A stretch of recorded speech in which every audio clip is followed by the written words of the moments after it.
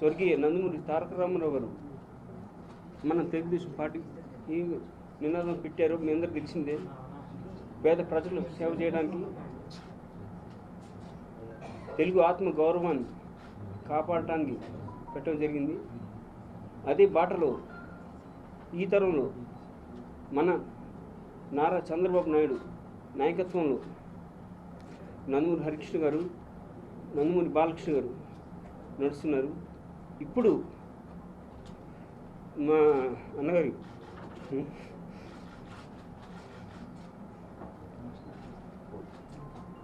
మన అన్నగారి